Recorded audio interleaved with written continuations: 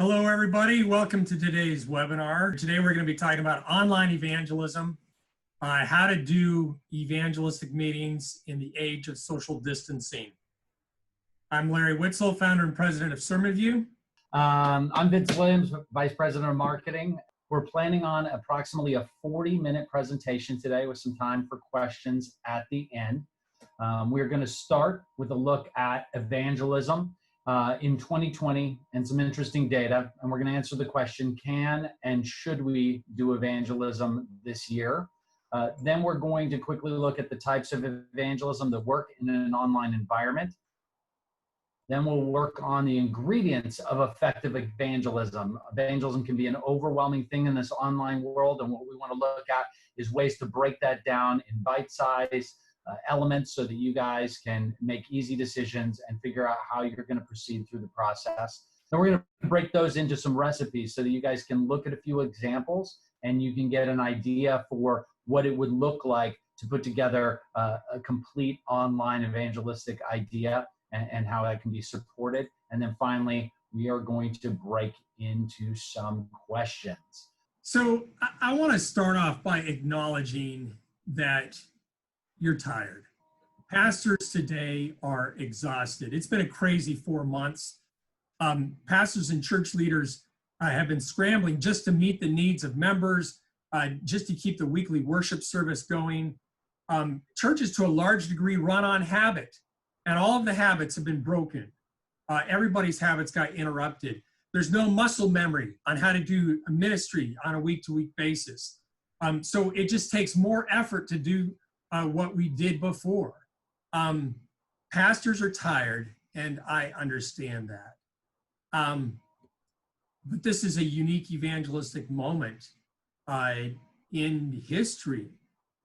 It's an incredible opportunity for Adventist churches to do something, to tap into some latent needs in the community. So our goal today in this webinar is to inspire you and equip you with a few things for you to be able to take advantage of this opportunity that is ripe for evangelism today. I want to share with you some trends. One indicator for the mindset of people is search traffic trends. So here's some things that we found as we've been doing research. Google searches for terms like end times, end of the world, book of Revelation are up 150% since last year. And as of late March, just as the stay-at-home orders were really taking hold, we saw a spike of 5 times last year's queries for some of these terms during late March. We also took a look at hashtags used on Twitter and other social platforms, hashtags for end time life and end times. Both are scoring much higher on Twitter and Instagram than any time in the last 12 months. Here's another data point that's pretty crazy, that when we first saw this, we had a hard time believing that this was the case. The term second coming on Google, the numbers were so high that we had to double check to make sure there wasn't some pop culture reference that was causing this. But everything that we've researched, we've seen that second coming searches are related to the Bible. They have spiked to the highest level ever in 16 years of data, going all the way back to 2004, that Google provides this data for. It's over 4 times the typical search patterns for the second coming. So we want to help churches take advantage of this evangelistic moment. Church leaders are tired and they're focused on member care, and well, they should, but we can't miss this opportunity. Now is the time to share the everlasting gospel in your community. We really believe now is the time to do evangelism. We've seen America and Canada both have suffered from what we like to call a satisfaction problem. Life has been good, and therefore people don't really ask the big questions. It's been harder and harder for us to get a response during corporate evangelistic series because we've been noticing that people are distracted and there's so much noise out there. However, with the current interruption of life and the fears of the unknown, people are becoming more and more open to those spiritual conversations. They're resetting back to the important things. I've personally had more and more conversations with people I never expected to have these kinds of conversations with. And the idea of God is coming up in more homes and online than we've really seen in generations. So we believe this window is the perfect opportunity to do something this year, some form of evangelism. We also believe it's going to be a short-lived window. Regardless of the outcome of the pandemic, people are already starting to find creative and unfortunately sometimes destructive ways to get distracted all over again. So we really believe now is the best time to reach out to them and give them something fulfilling that can fill that void while their distractions are low and while their interest is high. Now, we understand that even if the timing is good, that there are additional questions to why and how a church would do this. We're really looking at what can we do and how do we make it effective. And so that's where we're going to spend the rest of this presentation. But we really wanted everyone to understand how urgent the time is right now and what's going on. So let's take a look at what types of evangelism make sense in our world today. How do we reach people and connect with them in the age of social distancing? First thing I want to say is that there are a lot of options, and it can seem overwhelming. At the same time, that's really good news. There's a lot of ways that this can be approached. Most are not going to be a good fit for every church, but we do believe, and I'm convinced that every church, there is a good fit for something this evangelistic this fall for evangelism. So let's just take a look at some of the options in front of us. We're going to use the evangelism pyramid. This is something, it's a tool adapted by Dr. Roger Walter's book, Evangelism Intelligence, and it illustrates the different mix of evangelistic activities that a church needs to do throughout a year to keep their evangelism cycle moving. Remember, the goal is to do something this fall to take advantage of the world that we're living in right now. Now, you might pick friendship and kindness only activities for this fall. That's completely acceptable. And if your church is mobilized and moving in that way, good for them. This is a great opportunity to reach out to people in those capacities. However, because of what we're seeing on the internet, the interest in end times and biblical themes, this really is a unique opportunity to engage with your community in those top three sections. And that's reaping, bridge, and sowing. So that's where we're going to be putting all of our energy really today. For seed sowing this fall, if your church is in a situation where you've planned on doing a big reaping event this spring, and right now you're just looking to meet with people in your community, solve and find for those people that are hurting and asking those big questions, then a Bible study program obviously makes a lot of sense. For churches like you, we have programs that are working really amazing in this age of social distancing. Interest Generator is an online program that we have that guarantees leads every month from people in your community that are asking those big questions. Most of you are aware of the program, and we have covered it in other webinars. So if this is something appealing to you, please let us know in the Q&A or the chat section, and Lori or Jerry will make sure that we have somebody that can get information over to you for that program.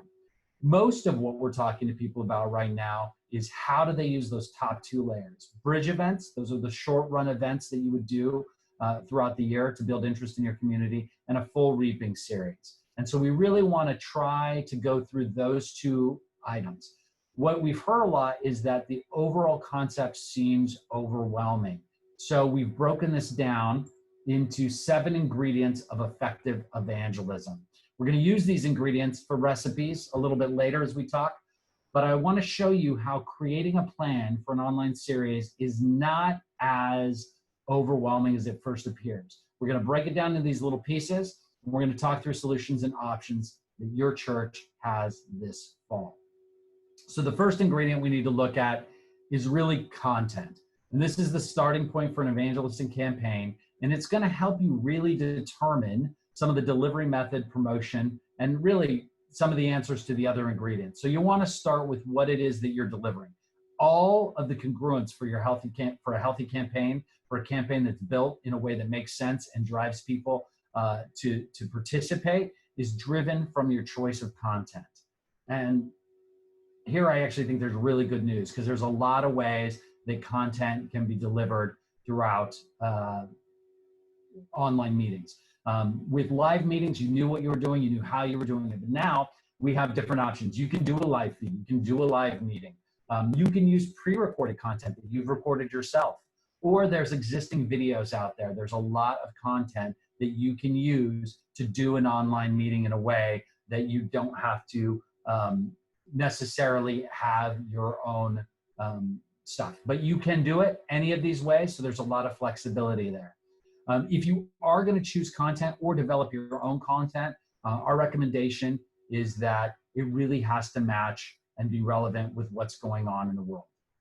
Given the climate of our world today, it's important to utilize content that is speaking to those present truths. Whatever your topic is going to be, speak to public health crisis, resulting economic calamity, social unrest, things of those natures. If you don't mention those things in the middle of a meeting right now, it's going to feel irrelevant and people are going to feel disconnected from the information. So even if you have to make some alterations or some small tweaks, make sure that you're really bringing that content into the light of what's going on right now.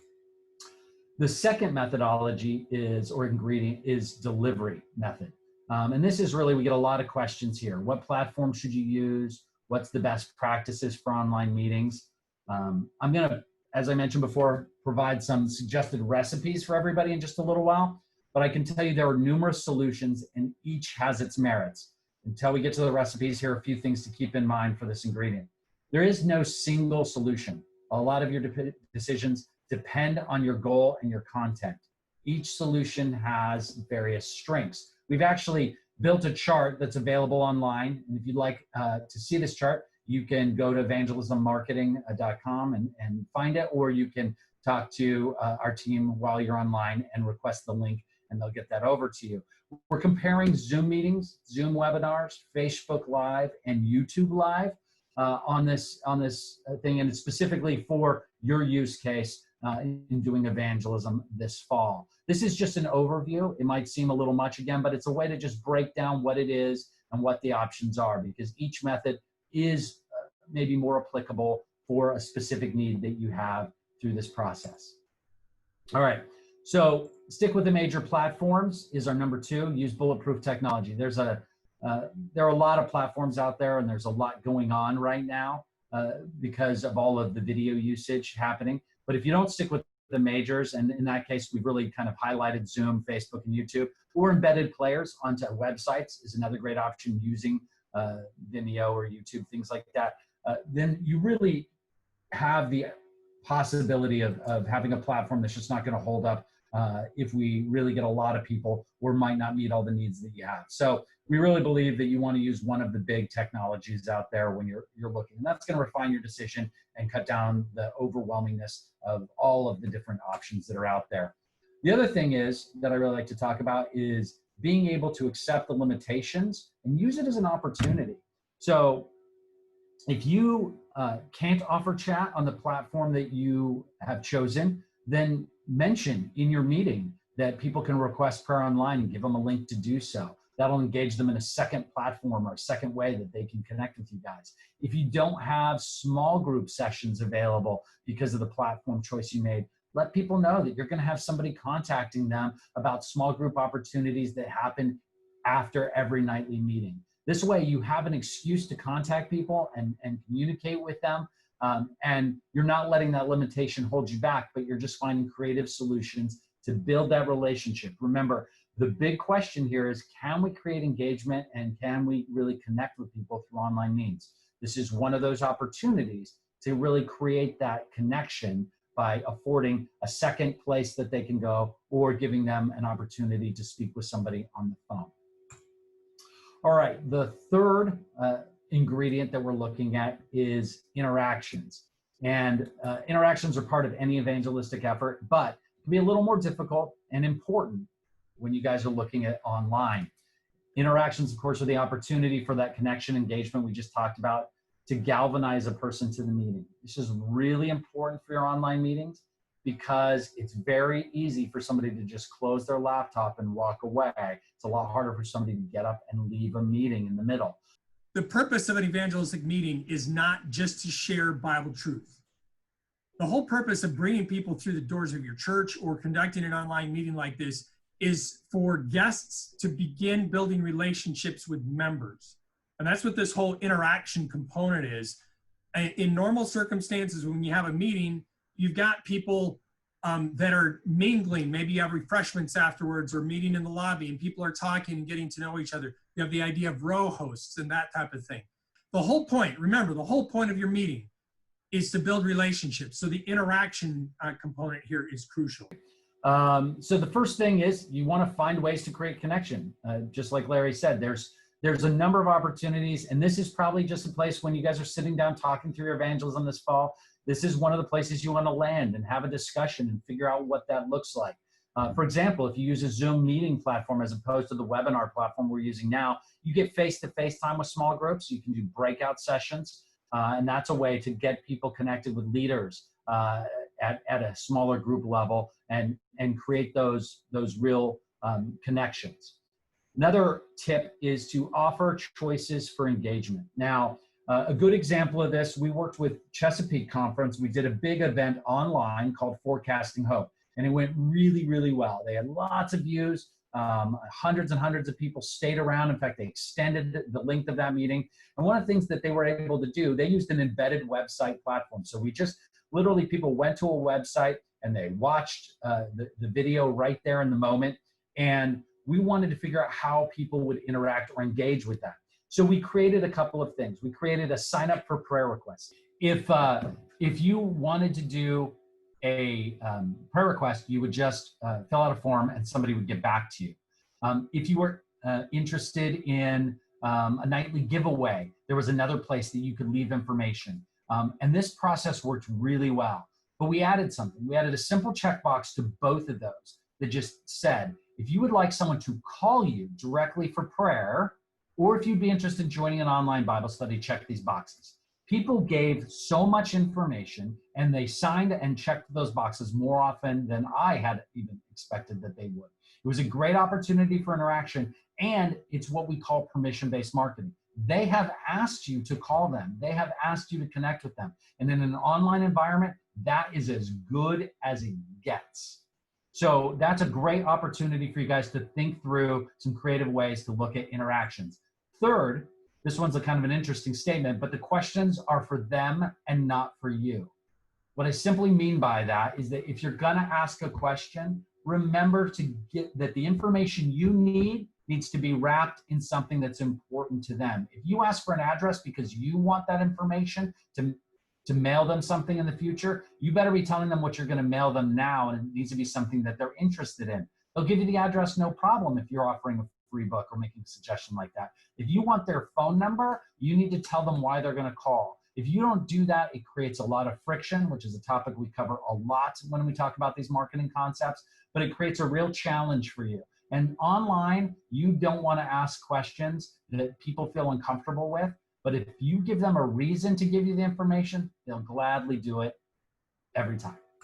All right, let's look at the fourth ingredient, and that's decisions. This is an important one, and it really depends on the goal of the evangelistic effort. So we know that the long-term goal of an evangelistic effort is baptism and integration into the life of a local church.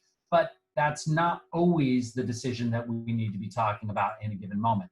So first of all, consider the decisions that need to be made for this moment in time. This is an amazing time to do evangelism, but it doesn't necessarily mean that every effort is going towards this initial baptism and integration into the life of the church. Maybe the decision is for them to join a small group. Maybe the decision for them is to do an ongoing event or something else, or to come through the doors of your church as soon as services start to open up again. So these are all opportunities for you to plan your decisions appropriately. Think about it ahead of time and figure out what it is that you guys are going to be asking people to do. Now, this is also a great opportunity for innovation. Really, decisions are a part of evangelism that our team here rarely explores. However, if you're thinking about trying to innovate in this area, first of all, we'd love to hear about it, and we'd love to form a community where you can get that information out. If you tell us an innovative idea, we'll help propagate that through to other pastors and people. But also, We do have an online article called Innovating the Building Blocks of Evangelism. And if you go to evangelismmarketing.com and go into our marketing article section, you're going to find that in there. Or again, you can ask our team and we'll get you a link to that copy. It's a great opportunity to look at the innovation process and help you just figure out really what parts you want to innovate and what parts you want to keep. You don't want to get so creative that you do something that isn't tangible and isn't somewhat proven. You want to make small incremental changes, and that's what that article kind of focuses on. All right, now you've done all of those other steps. You figured out what content you want to do. You figured out how you're going to show it. You've sat down and you've mapped out how you're going to interact and what decisions you're looking for. Now it's time that we market the program. And of course, this is really our area of expertise and where we feel like we can be the most service to you guys. Online marketing is an interesting one because it seems very simple, but the reality is it's far more sophisticated than even physical marketing efforts. There's a lot of components to online marketing. We've spent a lot of time, even pre-COVID, but since the pandemic, it's really all we've thought about and it's all we've worked on as a team. And we built some new tools and resources that have been driven out of this experience that are for you guys when you're going through these efforts. So I want to talk about that a little bit. The first thing I do want to talk about is art for fall. It's a very weird time out there. And we've done a lot of research and put a lot of thought into what we want to present. Now you can do any piece of art, you can do any core concept, but we do have something to present to you guys that we really, really like, and I want to go over why. This is the new art that we're recommending for fall this year. Now I know it's big and it's bold, and there's a reason for that. Online, you have to be bigger, you have to be bolder and brighter to catch attention.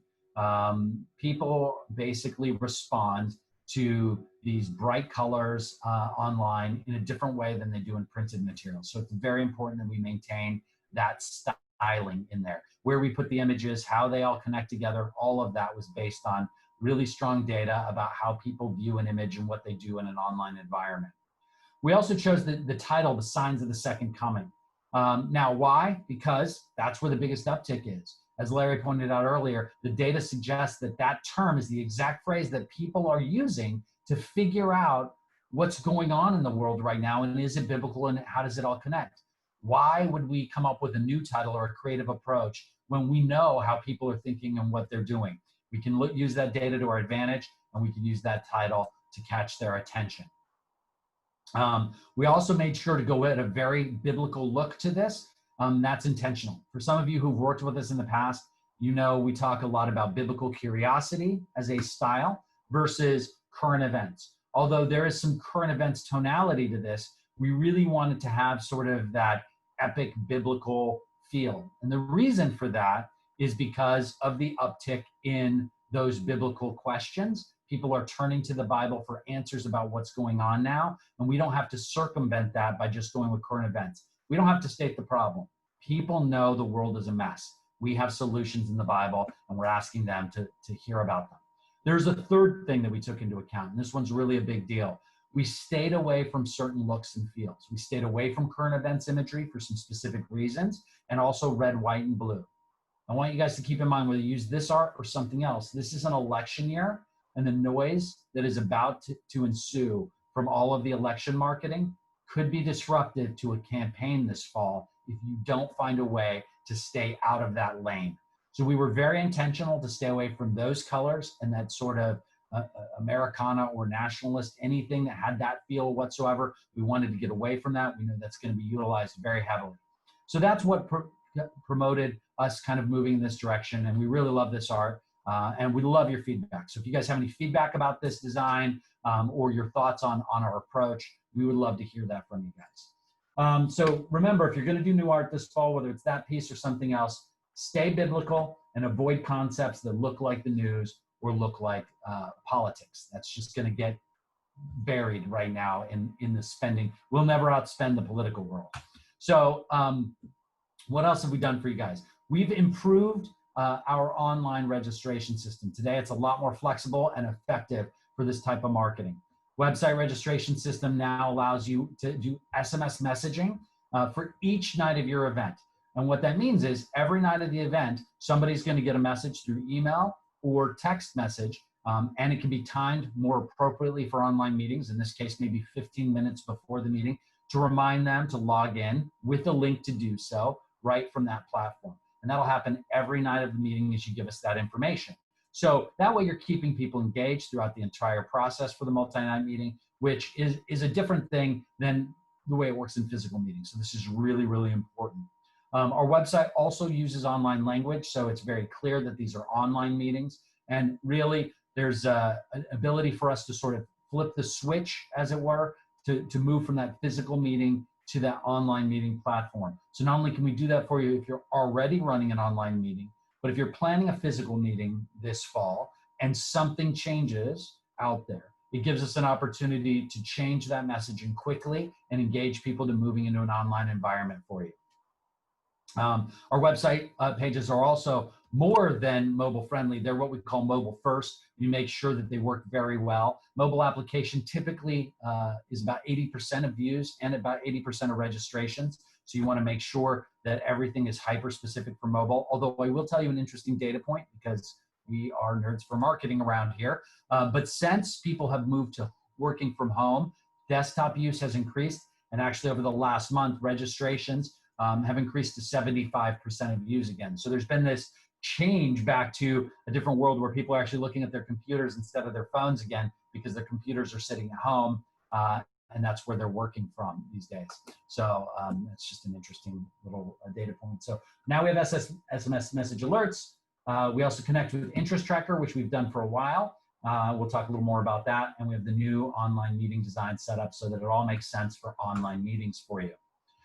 We've also improved our online ad campaigns. Hugely important, because if you're going to do an online meeting, you really need to be doing online advertising mostly. You can support and physical products, but your budget needs to really be moving in a 70-30 split, 70% focused on online advertising. Our new campaigns run at a lower cost. They have a higher click rate. We now run campaigns on all of the major networks. So that's Facebook, Instagram, Google Search, and Google Display. We can run ads for you depending on how early we start in the process for you and the type of event you're running as to what makes sense in the process. Plus, we've developed an online report.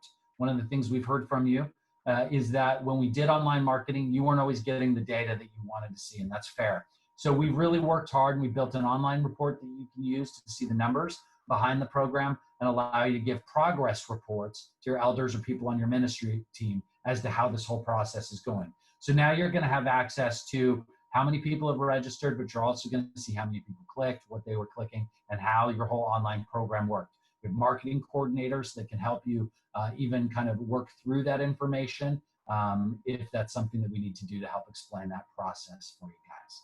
So we've really done a lot with our marketing efforts to make them work for online meetings, really put a lot of thought into this fall to help you guys have the most successful meetings possible. If you do physical meetings this fall, completely acceptable. We still can help with all of those things, and a lot of these pieces still make sense.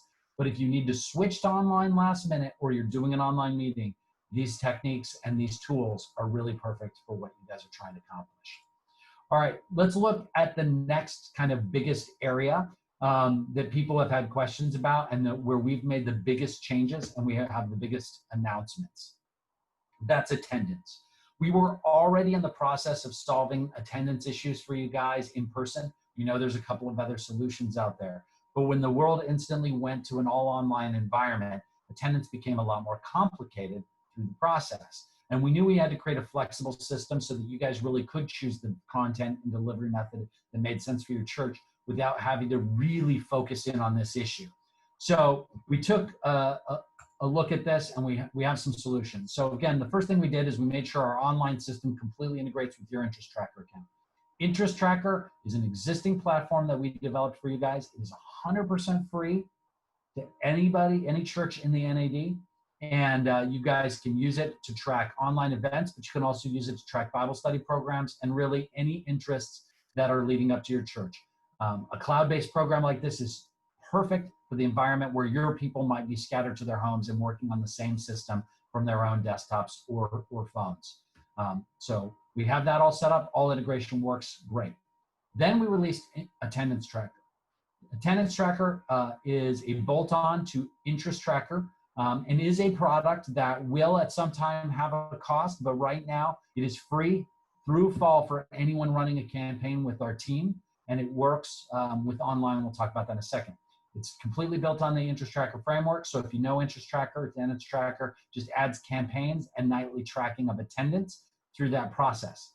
Now, the big question, of course, was how do we get people to register through Attendance Tracker? If they're coming to your church, then you simply register them as you typically would. You scan a code or you talk to them, get their information, and move forward. That becomes very difficult with some of these online processes. So we developed, or are in the process of developing, a nightly check-in page that will connect to Attendance Tracker.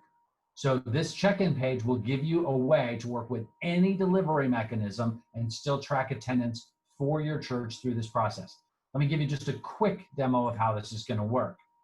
So let's assume that your church plans to do an online series using one of the major platforms.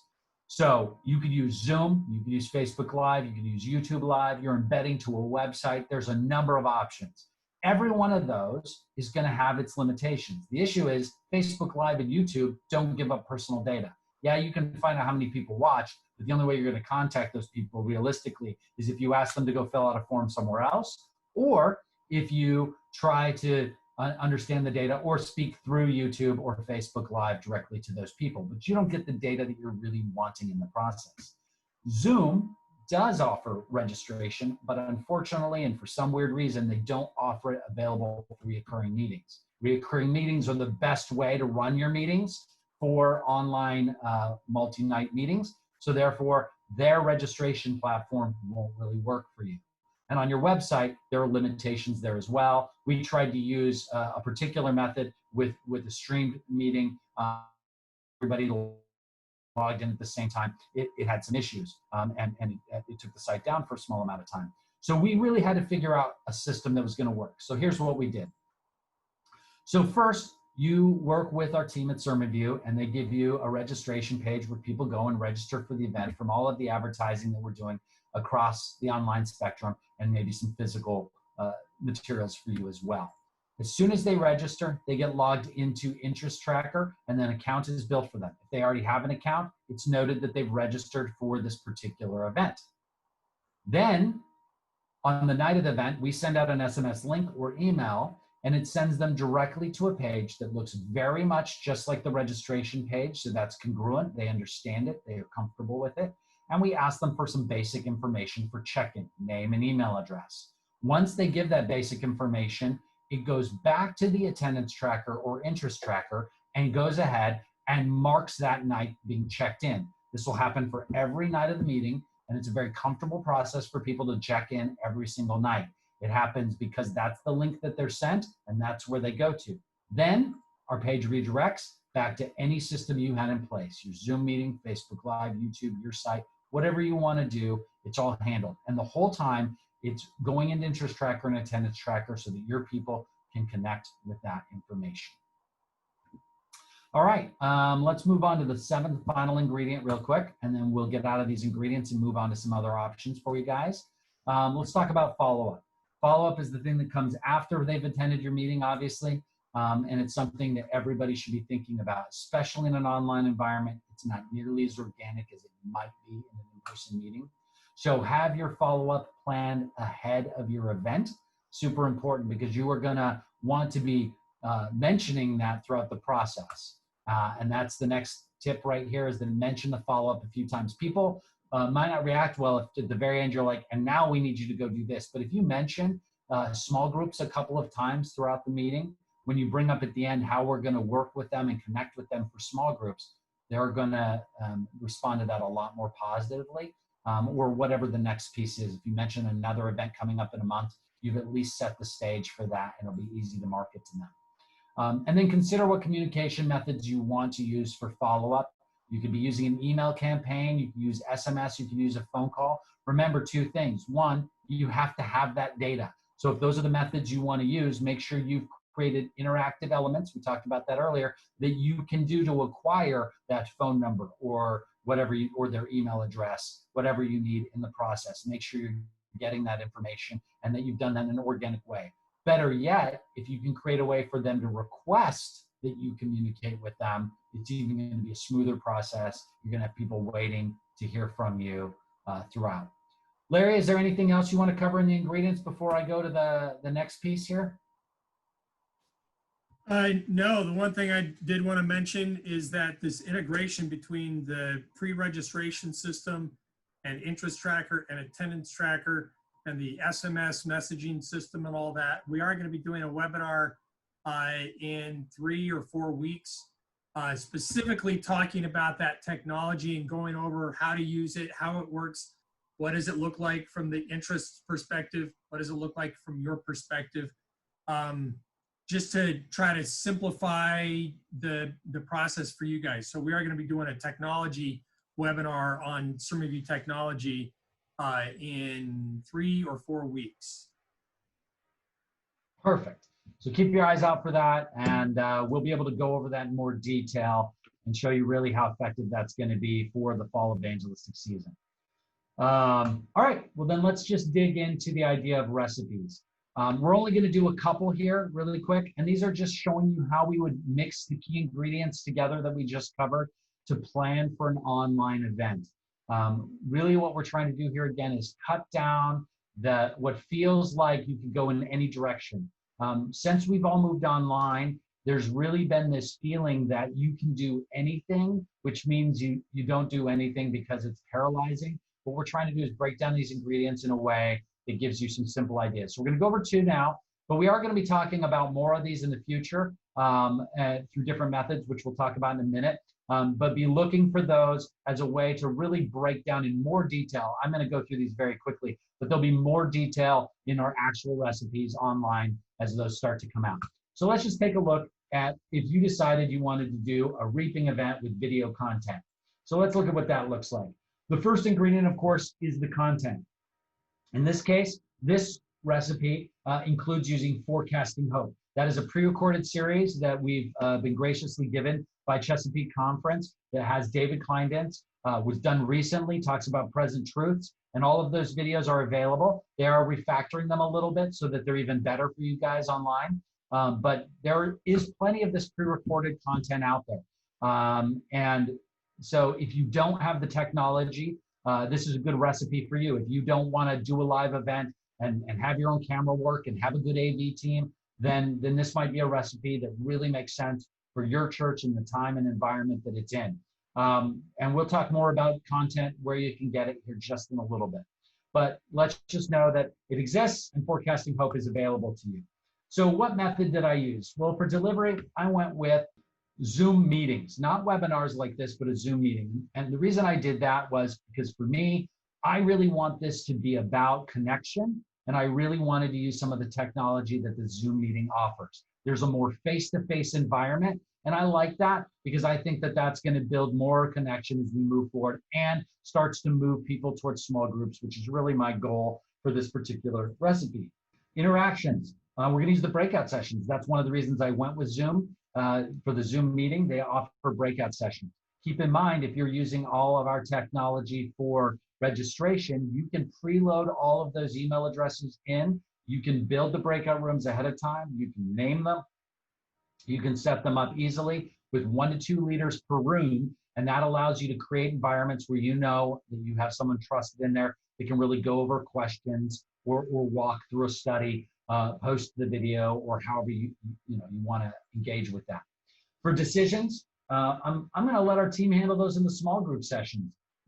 We trust our leaders. We've taught them what they want to do. And really the focus for decisions for me on this particular recipe is to have people stay in that group. My goal is to get them to really engage with the people in that small group. And after this is done, continue that process. Then we're going to talk about marketing. We're going to talk to one of our evangelism coordinators over here. We're going to recommend, again, that 70-30 split because this is an online meeting. So primarily an online campaign. We're going to look at website registration platform. We also now offer mailable invitations. So you can do standard invitations, but if you have an interest list and you're doing an online meeting, those standard handout invitations may not make as much sense. People may not be in an environment to give those out as much. We've created a mailable format so that you guys can send them out to members and they can mail them to friends, family, or other people on your interest list.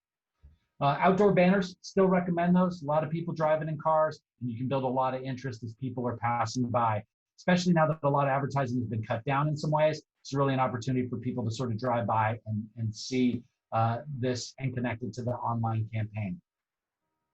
Attendance, we're going to use that registration page to attendance tracker, to the check-in page, to a Zoom link. We handle all of that for you. All you have to do is give us that Zoom link, and we can take care of the rest. Again, we're going to go over that in detail, as Larry mentioned, in a webinar in just a couple of weeks. And follow up for this recipe, we're going to connect people into an ongoing small group based on the breakout sessions. We're going to mention that throughout the meeting so that people are prepared and ready for that process. You could take this to your church right now, follow this recipe. Obviously, there's a little bit of work to do. There's a couple of questions to be asked, but in general, you can follow this recipe and it'll give you those guidelines that you need to really walk through it. Our future ones are going to have more of that information connection to where you get the content and talking about videos on the delivery mechanisms and the different information. So let's go through one more real quick. You took a different approach. You want to do a bridge event because you have a big reaping event scheduled for the spring. And right now you want to do a short run event just to have lower friction and get more people to come in. The Appearing is a perfect event for this. Low friction, 5-night event focused on the second coming. Really perfect timing with what everyone's interest is showing online. It's going to be a dream to advertise from our end, and the content is perfect and has study stuff built in. So how would we do it? Well, we would acquire the content for the Appearing. If you already have the series, you have that content. If you don't have that content, again, we'll tell you where you can get that content in the future with the campaign kit that has and covers all of these particular elements for you. The delivery method. For this, I'm trying something a little different. We're going to do a website embedded video. So again, this has to be a private channel for the Appearing, but you can have this on a private channel and then embed it into a website. That's the link that we're going to send from the attendance system, and that's where people are going to go. You can have a countdown clock on it. You can just have it, simple, maybe with some different things down below, like a prayer page, or they can sign up for a nightly giveaway so you can get that interactivity going and connect. So in this case, I'm doing that. My interaction is a prayer request form on the page, and we're encouraging people to utilize that to give us permission to call them or talk to them. If you're looking at doing a website, you can talk to our team and we can start to kind of walk through the ideas, whether you do it on your own website or whether you'd like something prepared. There are a couple of options there we'd like to talk to you about. Decisions. The only decision we want on this is for them to do the next event. So we're going to bring up that event through the whole process and make sure that they're aware there's more events coming down the line. The marketing looks very similar here on the ingredients. We would be tweaking some things about it for the Appearing versus Forecasting Hope. But in general, you're going to spend money on the online campaign, website registration, invitations, and banners in a combination that makes sense for your church. The truth is, online campaigns are less expensive than physical campaigns and get big results. Now, that doesn't mean that everybody who goes to one is going to walk through the doors of your church, but for the money, you get a lot more participation in your online event. The attendance system is going to be exactly the same as before, registration to the check-in page through that whole process. And in this case, we want to connect people with the church through follow-up and with emails. So these are just two examples of how to think through an event and plan for fall. What we want to do is encourage you to do something this fall, and we want you to have simple ways that you can map out idea 1 or idea 2 and walk through those. We're going to be building recipes like these and continuing to give them out with even more information in them, links to resources, demos on how to make things work. We really want to support you through this fall evangelism season, which leads us to a final and exciting piece of news. Larry? I'd like to introduce you to the Evangelism Pledge. We recognize two things. Number one, this is a unique evangelistic moment for Seventh-day Adventist churches throughout North America. The fields are ripe for harvest. That's the first thing we recognize. But the second thing is that pastors are tired. Church leaders are tired. And so we're simply asking people to take the Evangelism Pledge. And the pledge is simply to do something for evangelism this fall. Do something, anything. The Evangelism Pledge is put together by a coalition of ministries that believe in Adventist evangelism, that includes Seminars Unlimited, Advent Source, Pacific Press, SermonView, and a bunch of others beyond that. All different content providers, different people that just believe, the organizations that believe in Adventist evangelism. The website is evangelismpledge.org, evangelismpledge.org. And on that site, we're inviting people to take the pledge. The pledge is simply to do something this fall to share the everlasting gospel in your community. When you take that pledge, then we're going to be working with you to offer recipes, like Vince talked about, telling you where to find content that is really relevant to today. You know, even videos that were recorded 6 months ago don't speak to the environment that we're in with a global pandemic and a resulting economic calamity and the social unrest that's going on right now. Whatever you do for content this fall needs to be speaking to this moment. So on the evangelismpledge.org, we're going to be putting resources that will help you do that. Pastor, don't try to do this alone.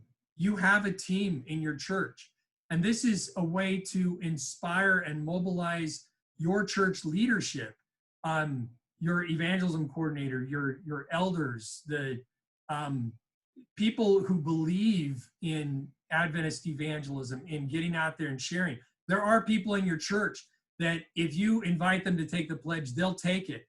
And then work with them, pick the content, figure out the right delivery mechanism, determine how you're going to, all the different aspects, all of the different ingredients for these recipes. Work with your team to do this. So when you take the Evangelism Pledge, we'll send you an email every week for a few weeks with a specific idea, one recipe that you could use to do evangelism this fall. We just want you to do something. We want every Adventist church to do something, anything this fall to share the gospel in their communities.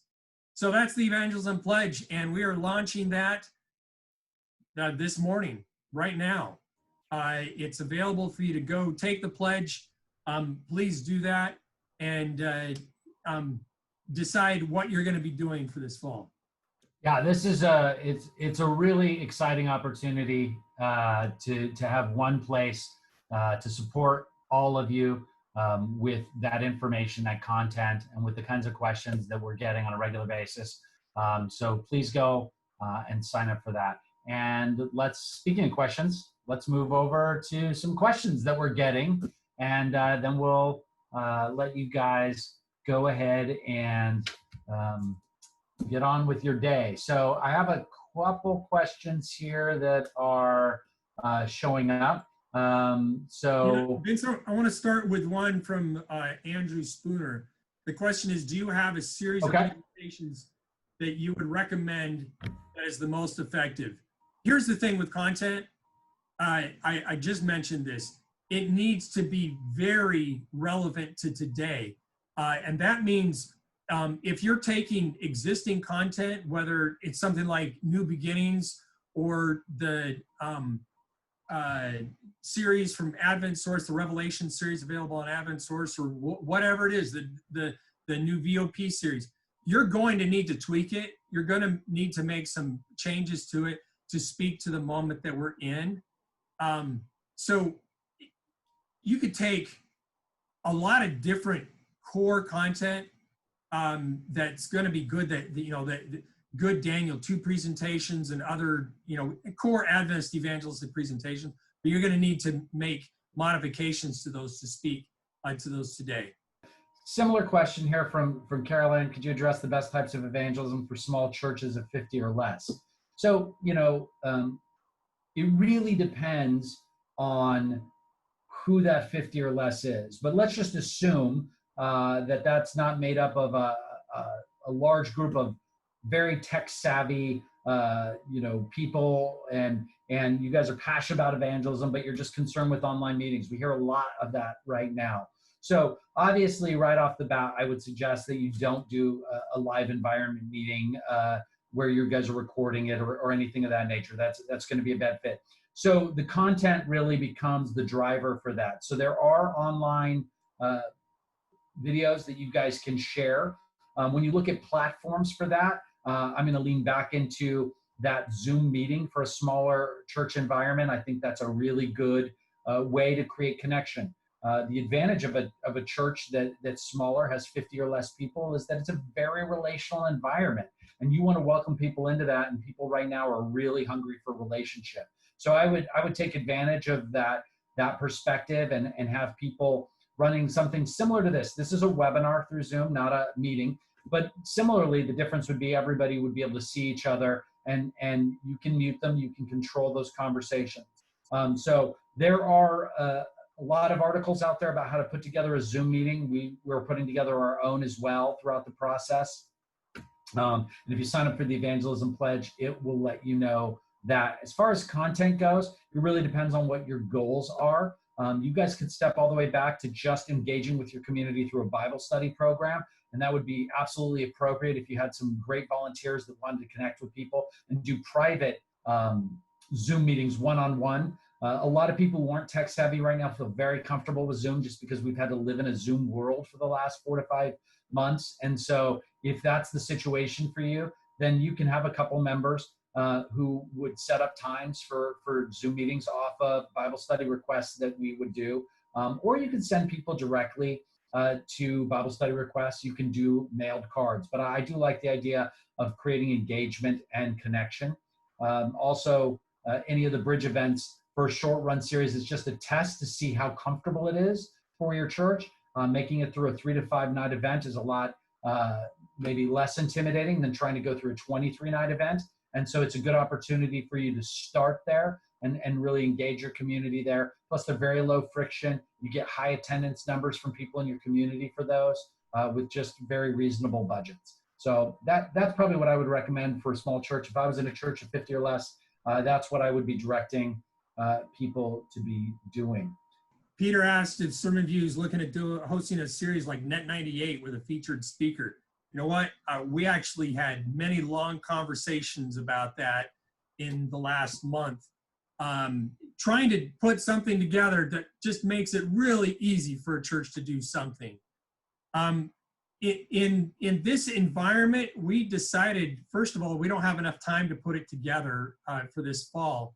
But second, there are so many variables in the local church ministry environment that by offering content, really all that the Net 98 series was content that was broadcast. The delivery vehicle was by satellite through the local church, okay? Well, there's content that's available, whether it's Forecasting Hope or there's a couple other options available this fall with very relevant present truth content. And then you decide what delivery mechanism is going to work best for you. We handle the marketing. You build the relationships.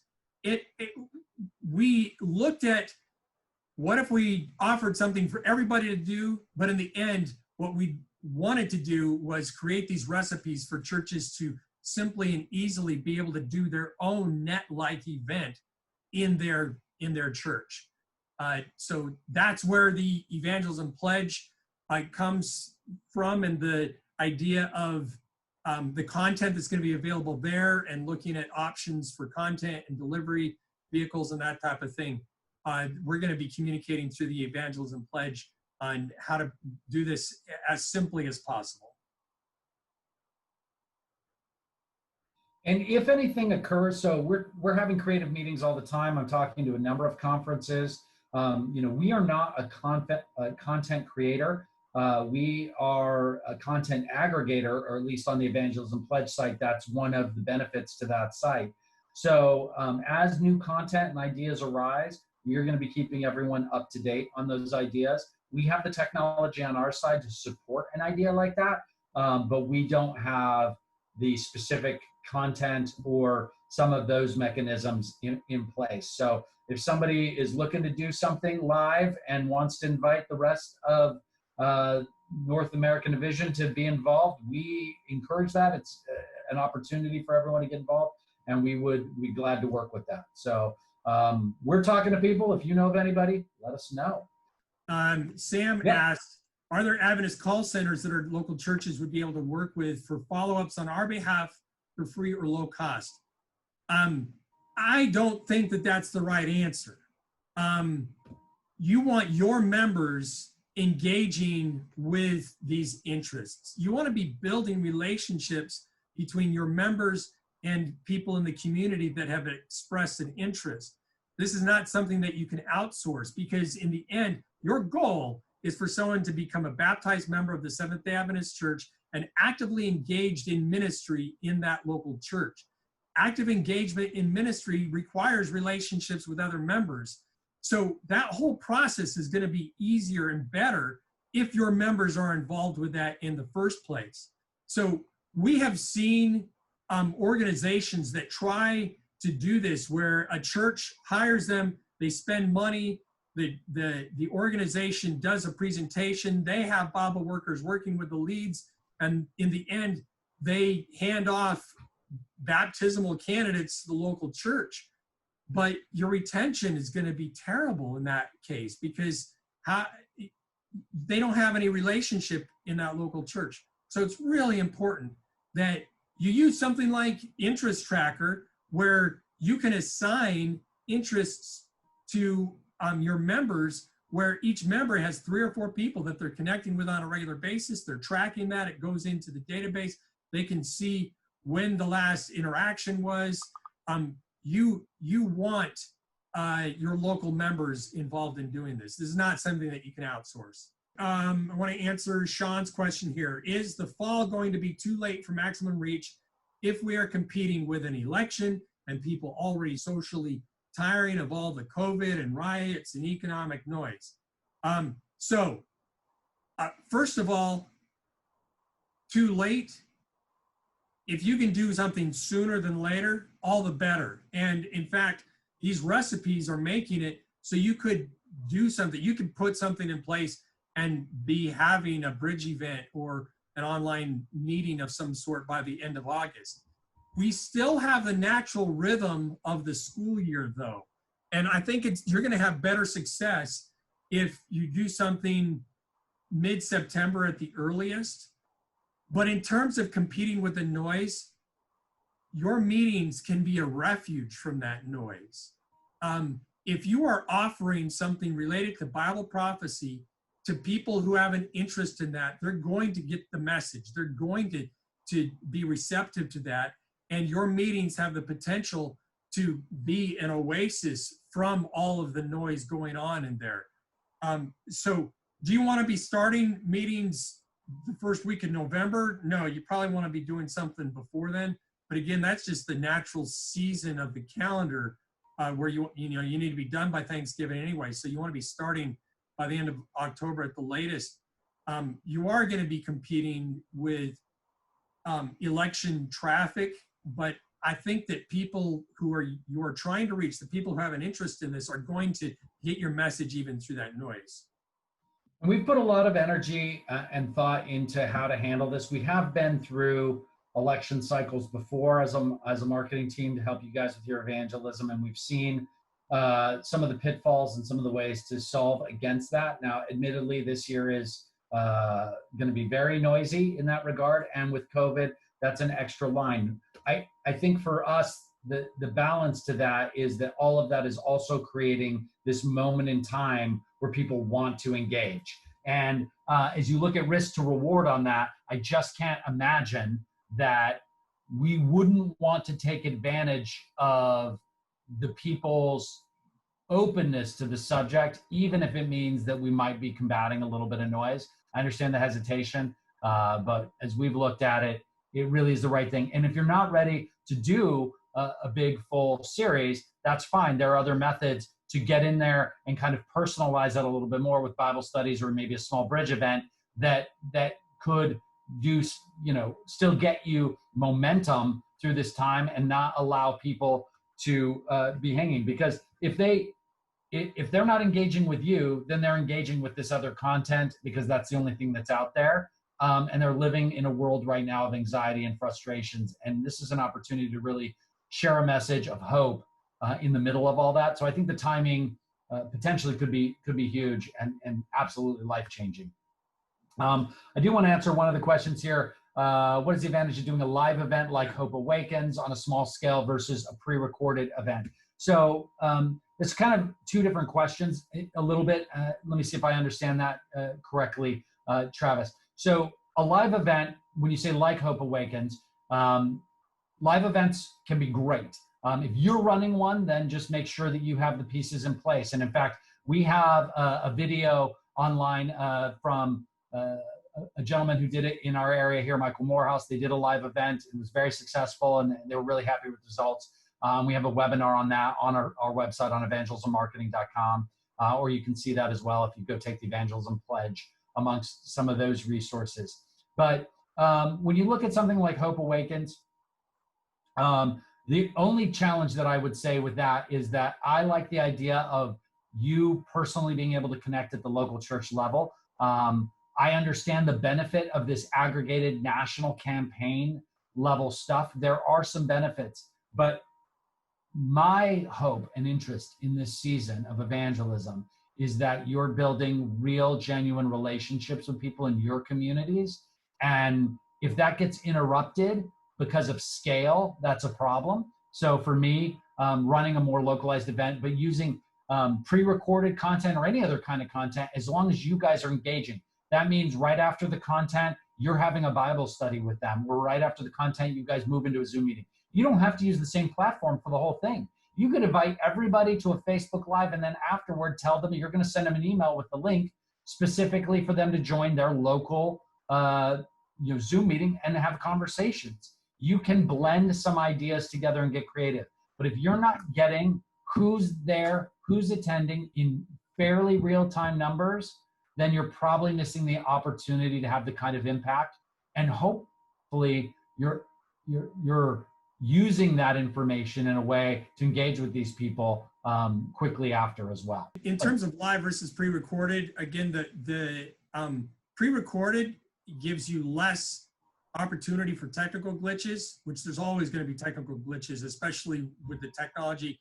And we just don't know how all the tech works the way that we should. It's also new.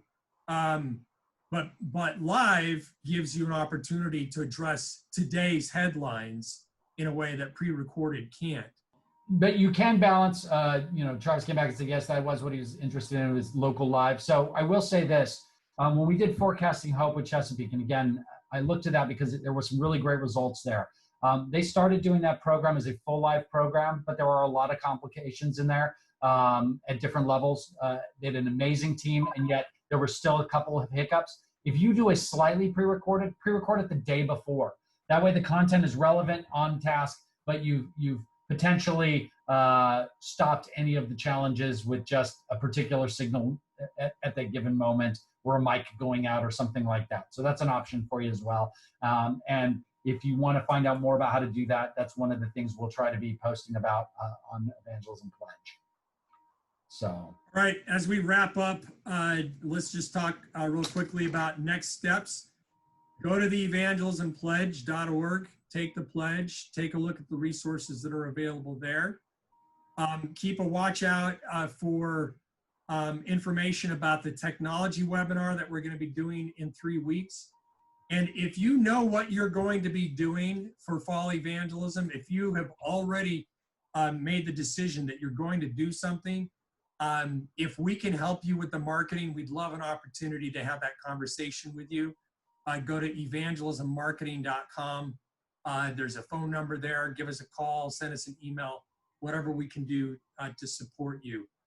Look, we're here for you. The whole reason why we're doing all of this is to help you be more effective in ministry, more effective in reaching people in your community. That's our heart's desire. That's our goal, just to be a service to you, to help you be more effective. Ultimately, effectiveness is more important than innovation, even as we're having to innovate like crazy in this environment. at the end of the day, it's all about effectiveness. So with that said, let me pray for you. Lord, just want to say thank you for the opportunity to be able to connect with each one of these pastors and church leaders. Lord, I pray that every person here will take some nugget, some idea that they've heard, and that you will propel it forward. Lord, there are people in every community represented on this webinar with every person here. Every community has people that are ready to hear your message. So I pray that you will inspire us with your inspiration to do something, anything to reach them, and that you will show us the path forward, the right tools, the right resources, the right content and delivery and everything, all the right ingredients to be able to reach these people for your kingdom. Lord, grow your church so that we can go home with you soon. I pray this all in the name of Jesus. Amen. Thank you guys for taking the time to spend with us on this. We are here to support you. Let us know how we can help, and take the pledge. Thanks, everybody.